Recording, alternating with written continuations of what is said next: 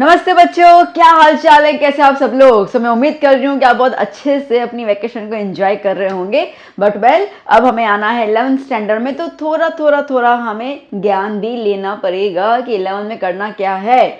Okay, तो उसके लिए मैंने एक तो वीडियो बनाया था करियर ऑप्शन का, लाइक कौन से फील्ड में कौन सा करियर वैलिड है, like arts, commerce and science के लिए। हाँ, ये है कि मैंने मोटी चीज़ें बताई दी। ओके, देयर आर लाइक देखो फील्ड्स बहुत सारी हैं, बहुत सारी फील्ड्स। अब सबके सब तो मैं छाप नहीं सकती बोर्ड पे। ओके, तो इसके लिए जो मोटी जो बहुत ज़्यादा प्रचलित हैं और उनके अंडर कौन कौन से हमारे स्ट्रीम्स आते हैं, वो मैंने आपको थोड़ा सा गाइडेंस दिया था।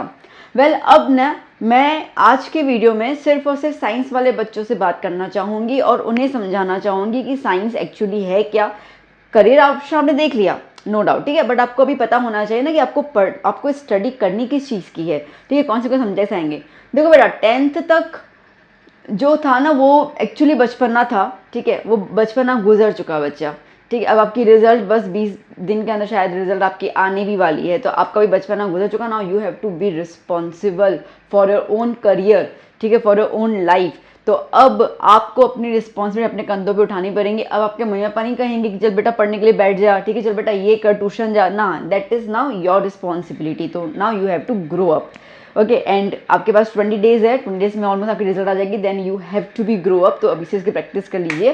तो जिन बच्चों ने साइंस के बारे में सोचा है, बट ऑब्वियसली अगर साइंस के बारे में आपने सोचा है तो एक दिमाग में होगा कि आप उस कैटेगरी में बच्चे होंगे जो आप 70 to 90% में आराम से आ जाते होंगे। इसके लिए आपका 90 का आपका साइंस का जो है दिमाग में चीज़ें बैठ गई हैं। तो कुछ क्वेश्चंस की हम बात कर लेते हैं साइंस के अंदर। जैसे कि आता है कि why to choose science stream, science stream क्यों चूज करना चाहिए, पहले वो क्लियर करो। देखो बेटा, ये पूरा वीडियो मैं ज्ञान तो नहीं झाड़ूंगी, बट हाँ एक चीज़ है कि आपके साथ एज अ मेंटर, ओके, आप मुझे दीदी माने, मेंटर माने, जो माने, मैं आपको एक गाइडेंस देना चाहूँगी कि कभी भी कोई भी स्ट्रीम जो है वो दोस्त को लेके मत चूज़ करना। ठीक है, कि मेरा दोस्त साइंस में गया, अच्छा उसके तो 65% है, वो तो साइंस ले रहा है, मैं तो 75 हूँ, तो मैं कैसे कॉमर्स ले सकता हूँ, आर्ट्स ले सकता हूँ। तो प्लीज़ परसेंटेज के ऊपर साइंस के, कॉमर्स के या आर्ट्स के स्ट्रीम का कोई लेना देना नहीं है। वो आपकी मेहनत, आपका चाह, आपकी इच्छा उसके ऊपर है। तो पहले आप खुद से पूछिए, क्या मुझे क्यूरोसिटी होती है ये सब जानने में कि हमारे आसपास जो दुनिया है वो कैसे चल रही है। ठीक है, क्या मुझे इच्छा है ग्रेविटेशन के बारे में स्टडी करने में, क्या मुझे इच्छा है कि कोई चीज़ गोल घूमती है तो उसके अंदर किस तरीके से मोमेंटम आता है, वेलोसिटी कैसे आती है ना। क्या मुझे इच्छा है कि मैं ये सोचूं कि भाई एक बॉटल में अगर हम 3 छेद करते हैं तो नीचे वाले में पानी तेज गिरता है, ऊपर वाले में पानी तेज गिरता है, और क्यों गिरता है। That is the curiosity. देखो, साइंस वो स्ट्रीम है और उस बच्चों के लिए होते हैं जो बहुत ज़्यादा क्यूरियस होते हैं। ठीक है, बहुत क्यूरियस होते हैं। आपने जब साइंस रीड किया, आपने 10th में जब साइंस किया, तो आपको ये लगा होगा अच्छा यार ये तो इतना सही है। अब 90% वालों को ऐसा लगता है इतना सही है। मैं आपको क्लियर बता दूं, ठीक है, 10th में 90% लाने वाला बच्चा ना 11th में 60% पे आ जाता है, क्योंकि उसको ऐसा लगता है कि साइंस बहुत आसान है। तो उतना नहीं है, मैं बहुत फैक्ट चीज़ बता रही हूँ। I am not saying difficult बहुत ज़्यादा है, मैं ये बोलूँ कि मेहनत बहुत ज़्यादा है। ठीक है, मेरी बात को प्लीज़ ध्यान देना। तो पहले आप खुद से बात कीजिए कि क्या मुझे नई नई चीज़ें जानने में क्यूरोसिटी है, क्या मुझे मज़ा आता है हमारे नेचर को जानने में, हमारे आसपास जो भी चीज़ें गिरती हैं, उठती हैं, जो भी वॉट एवर, क्या मुझे साइंस में मज़ा आता है। ठीक है, अगर हाँ, देन आप सोचिए सेकंड पॉइंट पे कि हाँ मुझे साइंस में मज़ा आता है, साइंस पढ़ने मुझे बड़ा मज़ा आता है, मुझे इंटरेस्टिंग सब्जेक्ट लगता है। तो अब आते हैं करियर ऑप्शंस। करियर ऑप्शन मैंने आपको मोटा लास्ट वीडियो में बता दिया था। अगर जिन बच्चों ने वीडियो नहीं देखा तो देख लीजिएगा, आपको एक आइडिया, मैंने रफली आइडिया दे दिया था कि भाई यही करियर ऑप्शंस हैं। ठीक है, बहुत सारे उसके अंदर हैं। मेरे कुछ पिछले साल वाले भी वीडियोस हैं, उसके अंदर मैंने भरपूर करियर ऑप्शन डाले हुए हैं, तो आप वो वाले वीडियोस भी देख सकते हैं। उनका लिंक मैं आपको कम्युनिटी पोस्ट वगैरह पे दे दूंगी। ठीक है, तो उसमें तो मैंने बहुत डिटेल में बताया था, बहुत सारे करियर ऑप्शन बताए थे। तो करियर ऑप्शन आर देयर। और मैंने एक चीज़ लास्ट वीडियो में कहा था कि साइंस वाला जो बच्चा होता है ना, ठीक है, वो किसी भी फील्ड में महारत हासिल कर सकता है, क्योंकि साइंस वो सब्जेक्ट है जिसमें आपकी सोचने की क्षमता बढ़ जाती है। ठीक है, आप वो चीज़ सोच पाते हो जो इमेजिनरी है, क्वांटम मैकेनिक्स, क्वांटम फिजिक्स जो भी आपके पास आएगा। ठीक है, आपके लिए वो दीवार, जो दरवाज़ा है ना दिमाग के, खोल देती है, और आपका जो विजन होता है वो बहुत ज़्यादा ब्रॉड हो जाता है। तो इसके लिए उसके बाद की कोई भी फील्ड को आप बहुत जल्दी ग्रैब कर सकते हो, ये मेरा मानना है, और ये होता भी है। तो वो तो आपको क्लियर है। नाउ थर्ड क्वेश्चन, ये बहुत इंपॉर्टेंट है mentally prepare to do hard work, क्या आप प्रिपेयर हो हार्डवर्क करने के लिए? ठीक है, दोस्त को देख के साइंस लेना है, मम्मी पापा प्रेशराइज कर रहे हैं साइंस लेना है, फलाना ढींगा करके साइंस लेना है, उसके लिए नहीं। क्या आप खुद के लिए साइंस लेना चाहते हो? क्या आप मेंटली प्रिपेयर्ड हो हार्डवर्क करने के लिए? देखो मैं साफ साफ बोल दूं बेटा, अगर आप साइंस ले रहे हो ना तो इसका मतलब आप समझ जाओ कि आप दुनिया में अकेले इंसान हो, आपका ना कोई भाई है, ना बहन है, ना दोस्त है, ना यार है, ना कोई नहीं है। अगर आप खुद को, ठीक है, एक बंद कमरे में बैठकर स्टडी करने के लिए एंकरेज कर सकते हो, जहाँ पे बाहर की सराउंडिंग आपको एंकरेज नहीं करेगी, you have to give yourself with the motivation. तो अगर आप उसके लिए रेडी हो, आप वो हार्डवर्क करने के लिए रेडी हो, then choose science, then science is your stream. Exactly, ठीक है, क्योंकि साइंस में कोई भी ऐसी फील्ड नहीं है जो बिना मेहनत के आपको मिल जाएगी। बाकी सारे फील्ड्स में ऐसी कुछ ऐसी करियर ऑप्शंस हैं जो कम मेहनत से मिल जाता है, साइंस में नहीं मिलेगा आपको। ठीक है, तो साइंस में आपको छोटे से छोटे करियर के लिए भी बहुत मेहनत करनी है, और बाकी तो अपने पास है ही, MBBS है, JEE IIT, उनके लिए तो कड़ी मेहनत है ही, और वो आप देखते भी आए हुए हैं, न जाने कितने रील्स और शॉर्ट्स उन चीज़ों के बन चुके हैं, और वो फैक्ट है। ठीक है, smart work plus hard work, इसमें दोनों चाहिए, सिर्फ हार्ड वर्क से भी काम नहीं चलेगा। क्या स्मार्ट वर्क कैसे करना हो तो हम आगे, आई एम विद यू, ठीक है, मैं आपके साथ कभी नहीं छोड़ने वाली, तो मैं वो सब चीज़ें आपको गाइड करती जाऊंगी। तो एक चीज़ तो ये आ गई, ठीक है, क्लियर हुआ। तो पहले प्रिपेयर हो जाओ कि हाँ मैम, हाँ दीदी, हाँ जी, मैं बिल्कुल रेडी हूँ मेहनत करने के लिए, मेंटली कंप्लीट प्रिपेयर। ठीक है, किसी की शादी, किसी का बर्थडे, कुछ कुछ कुछ मुझे कोई फ़र्क नहीं पड़ता है, मुझे अपना गोल, आपको अर्जुन की तरह बनना पड़ेगा। साइंस ले रहे मतलब आपको अर्जुन की तरह बनना पड़ेगा। आपका जैसे अर्जुन को से मछली की आंख दिख रही थी ना, आपको आपका सिर्फ करियर, आपका गोल दिखना चाहिए। फिर जो भी आपका गोल हो, ठीक है, आपको इंजीनियरिंग का गोल हो, आपको मेडिकल का गोल हो, जो भी आपका गोल हो आपको वही दिखना चाहिए, उसके अलावा कुछ भी नहीं दिखना चाहिए। So prepare your self. मैं बहुत फैक्ट चीज़ बोल रही हूँ, ठीक है, बटरिंग वाली लैंग्वेज मुझे नहीं आती बोलने। तो ये आपका पॉइंट नंबर 3। चलो, तो अगर आप इन क्वेश्चंस को पार कर चुके हो और अपने मन बना लिया नहीं साइंस तो लेना ही है, अब हम आते हैं हमारे मेन पॉइंट पे, दैट इज सब्जेक्ट्स। तो सब्जेक्ट्स कौन कौन से आपको आएंगे पढ़ने के लिए? एक रहेगा इंग्लिश। इंग्लिश तो हम एग्जाम के 2 दिन पहले ही उठाते हैं, ठीक है, तो साइंस वाले बच्चे इंग्लिश को तो महत्व वैसे नहीं देते हैं, तो वेल सब्जेक्ट है, ठीक है। इसमें आपके पास हॉर्नबिल और स्नैपशॉट करके 2 बुक्स आएंगी। फिर आता है केमिस्ट्री। केमिस्ट्री के अंदर पार्ट 1 पार्ट 2, ठीक है, 2 आएंगी इसके अंदर। अब केमिस्ट्री में चैप्टर्स कौन से रहेंगे वो मैं आपको नेक्स्ट वीडियो में बता दूंगी, ठीक है। अभी हम मोटा मोटा यहाँ पे बात कर लेते हैं। सो पार्ट 1 एंड पार्ट 2, ठीक है। खैर फिजिक्स में भी आता है और मैथ्स में भी पार्ट 1 पार्ट 2 आता ही है, तो 2 पार्ट्स तो आपके पास रहते ही हैं, ठीक है। तो केमिस्ट्री आ गया, फिजिक्स आ गया, जिनको इंजीनियरिंग में जाना है वो मैथ लेंगे, ओके, जिनको मेडिकल में जाना है वो बायोलॉजी लेंगे। क्लियर हुआ? तो ये आपके पास ऑप्शन रहेगा। और 5th एक सब्जेक्ट रहेगा जिसमें जनरली बच्चे कंप्यूटर लेना प्रेफर करते हैं। दूसरा, आपके स्कूल में कौन सी टीचर अवेलेबल है, आपको स्कूल कौन सा ऑप्शन देता है वो डिपेंड करता है। बाय द बोर्ड तो आपको ये सारे ऑप्शन दिए जाते हैं, और भी बहुत से ऑप्शन होते हैं इसके अंदर, नो डाउट, बट अभी हर एक के लिए तो एक अलग टीचर कोई भी स्कूल हायर करता नहीं है। तो लेकिन आपके स्कूल में अगर संस्कृत की टीचर है तो संस्कृत का आपको ऑप्शन में दे देंगे, ठीक है, सिंपल सी बात है।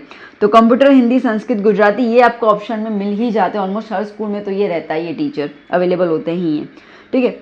अब थोड़ी सी मैं आपको अपनी तरफ से एक गाइडेंस देना चाहूँगी कि अगर आप बायोलॉजी ऑप्ट करते हो ना, अगर आप बायोलॉजी ऑप्ट करते हो तो मैं आपसे बोलूँगी कि then go for the Sanskrit also, ठीक है, संस्कृत।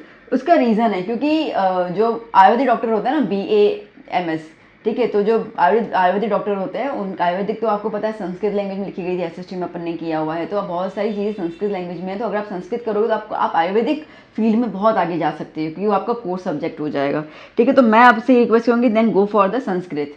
बाकी आपकी मर्जी है और आपके पास क्या ऑप्शन अवेलेबल है, ये जस्ट मेरी एक एडवाइस है।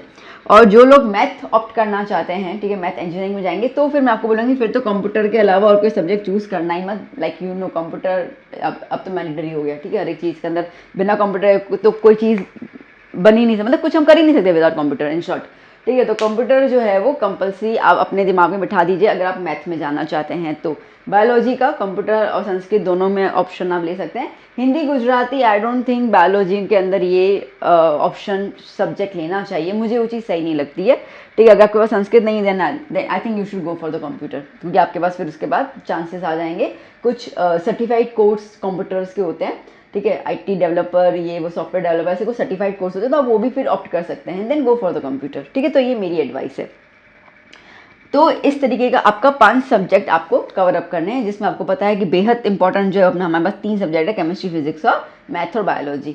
अच्छा, अब क्वेश्चन मार्क आपके आपके पास आएगा कि आपने एग्ज़ाम दे दिया, सुनना भी मेरी बात को बहुत ध्यान से, आपने एग्ज़ाम दिया है मैथ बेसिक का, आपने एग्ज़ाम दिया है मैथ बेसिक का, और अब आपको पेपर देखकर आपने मैथ्स का स्टैंडर्ड पर देखा और आपने कहा अरे मैथ स्टैंडर्ड भी दे देता तो मेरा तो काम बन जाता, है ना। अब आपको ऐसा लग रहा है कि नहीं यार मुझे साइंस लेना, साइंस मुझे इंजीनियरिंग करना है। कई बार विचार, बच्चे हैं ना हम लोग, तो हमारे तो आए दिन हज़ारों विचार दिमाग में आते हैं। तो अगर आपके पास ये विचार आया है दिमाग में कि भाई मैंने तो मैथ बेसिक से लिया है और मुझे जाना है मैथमेटिक्स IIT JEE, ये वाला चीज़ें मुझे क्रैक करनी है, तो मैं क्या करूँ अभी, तो फिर आप एक काम कर सकते हो। आप ना अभी जून जुलाई में एग्ज़ाम आएगा ना, जो कंपार्टमेंट एग्ज़ाम होते हैं रिपीटर्स के लिए, ठीक है, तो उसके अंदर आप मैथ जो है वो स्टैंडर्ड चूज़ कर लीजिए और उसको आप एग्ज़ाम दे दीजिए। तो आपके पास मैथ स्टैंडर्ड के मार्क्स वहाँ पे जुड़ जाएंगे आपकी शीट के साथ, और फिर आप जो है वो मैथ के ऑप्शन में जा सकते हो, ठीक है। और अगर बायोलॉजी है तो बायोलॉजी में कोई दिक्कत नहीं है, बायोलॉजी में आप मैथ बेसिक से बायोलॉजी कर सकते हो, उसके अंदर मैथ स्टैंडर्ड में जाने की ज़रूरत नहीं है। तो एक चीज़ दिमाग में बिठा देना कि आपके पास जो रहेगा सिर्फ और सिर्फ इंजीनियरिंग करना है, मतलब कि JEE के लिए ही आपके पास मैथ स्टैंडर्ड की ज़रूरत है, बाकी कोई भी फील्ड में मैथ स्टैंडर्ड की ज़रूरत नहीं होती है, मैथ बेसिक से काम चल जाता है। ओके, काम चल जाना इसका मतलब कि कंप्लीट, उसमें आपको कुछ दिक्कत कभी नहीं आएगी, पूरी लाइफ में कभी कोई दिक्कत नहीं आएगी। तो ये वाला चीज़ मुझे बताया कि बहुत सारे क्वेश्चन कमेंट्स में बच्चों ने मुझसे सवाल पूछा, तो मैं सोचा खरेखर आपको यहाँ पे ये चीज़ बता भी दूँ, ठीक है। तो ये पॉइंट क्लियर हो गई। तो प्लीज़ ये 4 क्वेश्चंस, ये 3 क्वेश्चन को दिमाग में पहले बताइए, डिस्कस कीजिए अपने पेरेंट्स के साथ, खुद के साथ डिस्कस कीजिए and then go for it. Okay, अब 12th ख़त्म होगा तो फिर उसके बाद किस तरीके से हमें प्रिपरेशन करनी है, मतलब क्या क्या एग्ज़ाम्स हमारे अवेलेबल होंगे। तो देखो जैसे आपको पता है एक तो JEE एग्ज़ाम आपके पास अवेलेबल रहेगा। ओके, अगर हम बात करते हैं बायोलॉजी वालों के लिए, तो बायोलॉजी के लिए गुजरात के अंदर उनके पास रहेगा एक तो, अच्छा JEE के लिए भी रहता है और गुज कैट, ठीक है। तो एक तो आपके पास नीट का एग्ज़ाम रहेगा नो डाउट, और एक का आपके पास गुज सेट का एग्ज़ाम रहेगा, ठीक है। तो ये आपके पास गुजरात में है, इसके लिए गुज सेट का ऑप्शन हमारे पास रहता है। CBSE वालों के लिए ये ऑप्शन अवेलेबल नहीं है, तो जिसमें आप फार्मेसी और फार्मास्यूटिकल कंपनीज जो जैसे जाइडस कैडिला फार्मास्यूटिकल कंपनी है ना, ठीक है, तो ऐसी कंपनी से आप डेवलप कर सकते हैं, इन कंपनीज में आप काम कर सकते हैं थ्रू द गुड सेट, आपको अगर अच्छा मिल जाता है तो। और गुड सेट का एग्ज़ाम तो मैं बोलूँ देना ही चाहिए, बहुत ईजी होता है, ठीक है, बहुत ही ईजी एग्ज़ाम होता है, आराम से क्रैक कर सकते हो उस एग्ज़ाम को, कोई टेंशन वाली बात ही नहीं होती। और अच्छे से परसेंटेज के थ्रू आपको अच्छी कॉलेज अगर आपको कोई फार्मास्यूटिकल जाना है तो आप उसमें जा सकते हैं। तो ये GSEB वालों के लिए ऑप्शन रहता है, बाकी तो आपको पता ही JEE और नीट का तो ऑप्शन है ही हमारे पास। ओके बच्चा, तो इतना क्लियर हुआ आपको ना बच्चा। गुजरात बोर्ड में पेपर स्टाइल कैसा होता है वो थोड़ा सा मैं आपसे डिस्कस कर लूँ, शायद तो अभी न्यू पेपर स्टाइल आएगा, बट अगर जब तक नहीं आता तब तक आप इतना तो क्लियर रहिए, अगर कुछ आएगा तो आई डेफिनेटली इन्फॉर्म यू, ठीक है। अब गुजरात बोर्ड में इस तरीके से आता है कि कोई भी पेपर हो उसके अंदर आपके पास पार्ट A आएगा जो कम्प्लीटली रहेगा MCQs, ओके, कितने 50 मार्क के MCQs, मतलब कि 50 MCQs होंगे, ठीक है। और फिर आपको मिलेगा पार्ट बी आपका पूरा का पूरा रहेगा सब्जेक्टिव, जिसके अंदर सेक्शन लाइक ABCD, ए तो समझो ये हो गया, ओके, BCD रहेगा, मतलब कि 2 मार्क के क्वेश्चन, 3 मार्क के क्वेश्चन और 4 मार्क के क्वेश्चन रहते हैं इसके अंदर। और ये भी आपको मिलेगा कितना 50 मार्क का रहेगा। इसके लिए आपको एग्ज़ाम में 1 आवर मिलता है और इसके लिए आपको एग्ज़ाम में 2 आवर्स मिलते हैं टू कंप्लीट द पेपर। बात समझ में आई इतनी, ठीक है। तो इस तरीके से आपके पास गुजरात बोर्ड की बात करूँ, CBSE की बात नहीं कर रही मैं ना, क्योंकि हमारा पेपर पैटर्न अलग होता है GSE वालों का। तो मैं GSE वालों के साथ बात करूँ तो आपके पास 50 मार्क के MCQ आएंगे, 50 मार्क का सब्जेक्टिव आएगा, दोनों में पास होना ज़रूरी है। ऐसे नहीं MCQ में आप 40 लेके आ गए और उसके अंदर 17 भी नहीं लाए, ठीक है, तो ऐसा नहीं रहेगा, दोनों में पास होना ज़रूरी है। तो इस तरीके से आपका पूरा का पूरा शीट बनता है। तो ये आपका पेपर पैटर्न रहेगा गुजरात बोर्ड के हिसाब से ना बच्चों। अगर आप ये सोच रहे हैं कि हमें JEE या नीट में जाना है, इफ़ यू आर विश, तो मैं आपसे ये कहूँगी, देख बुक्स तो सेम है, ठीक है, बुक्स में तो कोई अंतर रहेगा नहीं, बुक्स सारे सेम है, तो उसमें कोई इशू नहीं है। बट फिर मैं आपसे रिक्वेस्ट करूँगी कि आप ना CBSE के जो एग्ज़ाम के जो मॉड्यूल्स आते हैं, ओके, उस वाला आते हैं, एडुकार्ड, बहुत सारे CBSE के आते हैं, ठीक है, फिर आप वो प्रैक्टिस करना स्टार्ट कर लेना, क्योंकि JEE और नीट का जो एग्ज़ाम है वो CBSE स्तर पे होता है ना, उसके हिसाब से होता है। तो उसमें आएगा तो NCERT लेवल ही, और तो कुछ आएगा नहीं, that is the clear point, उसमें कोई दिक्कत नहीं है। बट एनसीईआरटी आप किताब रीड करो, बट वो किताब में से कैसे सवाल पूछे जाते हैं उसकी प्रैक्टिस के लिए आपको सीबीएसई के क्वेश्चन पेपर्स, मॉड्यूल्स जो भी होते हैं वो आपको परचेज करने पड़ेंगे, या तो फिर आप किसी कोचिंग में तो आपको वो करवा लेंगे, और एल्स मुझसे जितना होगा मैं यहाँ पे आपको वो चीज़ें प्रोवाइड करती जाऊँगी, नो डाउट। ठीक है, तो इस तरीके से आपको प्रिपेयर करना पड़ेगा फॉर क्योंकि आप अगर आप गुजरात बोर्ड के पेपर पैटर्न के हिसाब से स्टडी करोगे ना तो आप फिर जेडबलई और नीट नहीं क्लियर कर पाओगे। गुजकेट क्लियर हो जाएगा बट वो क्लियर नहीं होगा, मैं आपको फ्रेंकली बता दूँ उस चीज़ के बारे में। ठीक है, तो इसके लिए वो चीज़ स्टार्ट कर लीजिए। सेकंड मोस्ट थिंग कि अगर आप सही में बहुत ज़्यादा शिद्दत से इस चीज़ को कैरी ऑन करना चाहते हैं तो मैं आपसे कहूँगी कि फिर आपका वैकेशन मोड ख़त्म हो गया। ठीक, अब आप वैकेशन मोड में नहीं हो, आपको अभी शुरू कर लेना पड़ेगा आपका study. The reason is that कि अगर आप ये सोचोगे कि अरे 25-20 के आसपास रिजल्ट आएगी, फिर मैं स्कूल में एडमिशन लूँगा या एडमिशन लूँगी, फिर मैं स्टडी शुरू करूँगा या करूँगी, मतलब कि आप ऑलमोस्ट 25 मई के आसपास आप सोचोगे या जून के आसपास सोचोगे स्टडी शुरू करना, फिर आप बहुत पीछे हो जाओगे। ठीक है, मैं आपको फ्रैंकली बता दूँ, आप बहुत बहुत ज़्यादा पीछे हो जाओगे। ठीक है, क्योंकि अगर आप इन दोनों एग्ज़ाम को कंपीट करना चाहते हो तो भैया आप ना गुजरात बोर्ड के लेवल पे कम्पीट नहीं कर सकते। आपको सीबीएसई, और सीबीएसई की स्टडी आपको पता है अप्रैल से स्टार्ट हो जाती है, तो आप ना अप्रैल मई मतलब ऑलमोस्ट 2 से ढाई महीने उन बच्चों से पीछे हो जाओगे, तो आप कैसे कम्पीट करोगे उनके साथ, खुद सोच लो। तो इफ़ यू विश कि आपको ये दोनों में जाना है जाइए, तो अभी आपकी स्टडी आज से ही ये वीडियो देखने के बाद आपकी शुरू हो जानी चाहिए स्टडी। मैंने केमिस्ट्री के वीडियोस जो हैं वो चैप्टर फिजिक्स से ऑलरेडी पुराने वाले जो वीडियोस वो बना के रखे हुए हैं, चैप्टर 1, 2, 3, तो अभी आप उसको देखना शुरू कर लीजिए। मैं नया मटेरियल आपको कुछ ही दिनों में प्रोवाइड कर लूँगी, बट आप तब तक शुरू तो कर सकते हैं स्टडी करना। ठीक है, तो आप इस तरीके से स्टडी कर लीजिए, तो आपका आज का ही ना जहाँ थी जा गया वहाँ थी सवार, ऐसा कुछ गुजरात में कहावत है। ठीक है, जहाँ से उठे वहीं से सवेरा शुरू हो जाता है। तो आपको ये वीडियो देखने में उठ के पढ़ाई पे लग जाना पड़ेगा, स्टडी पे लग जाना पड़ेगा। You can't wait till June, आप बहुत लेट हो जाओगे फिर, बिकॉज आप क्योंकि स्कूल जो है ना वो तकरीबन दिसंबर में कोर्स फिनिश करके सोचता ही है, सीबीएसई की बात कर रही हूँ, दिसंबर में कोर्स फिनिश कर लेना है, फटाफट से एग्जाम हो जाना चाहिए, फटाफट से 12th की स्टडी स्टार्ट करवा लेते हैं। जबकि हमारे गुजरात बोर्ड में ऐसा नहीं है। मैं गुजरात में अभी अप्रैल में एग्जाम होगा, आपको पता ही है ना, 11 में अप्रैल में एग्जाम होगा। ठीक है, फिर आप स्टार्ट करोगे अप्रैल के एंड में या मई की स्टार्टिंग में आप 12th स्टार्ट करोगे, तो आप कितना पीछे जा रहे हो आप खुद सोचो। तो आपको 12th और 11th के लिए स्कूल के भरोसे नहीं रह सकते हो अपने। ठीक है, आपको खुद की स्टडी स्टार्ट करनी पड़ेगी। So start right now. So that is all about the today session. I hope कि मैं आपको ऑलमोस्ट सब चीज़ें समझाने में सफल रही। ठीक है, मैंने आपको हर एक चीज़ बताई। फिर भी आपको कुछ और जानकारी लेनी हो या क्या तो कमेंट सेक्शन में बताइएगा। मीनवाइल जैसा होगा मैं आपको उसका आंसर, आपका रिप्लाई जो है वो करती रहूँगी आपके सवालों का। तो that is all about the science stream. तो चलिए मिलते हैं हम लोग किसी और लेक्चर में, कोई और चीज़ होगी डिस्कस करेंगे। स्टडी सब आपको करवाती रहूँगी। आप चैनल के साथ जुड़े रहिए, सब्सक्राइब कीजिए नए हो अगर आप चैनल पे तो, और आपके फ्रेंड्स को ज़रूर ये वीडियो शेयर कीजिएगा। बाय बाय, टेक केयर बच्चा।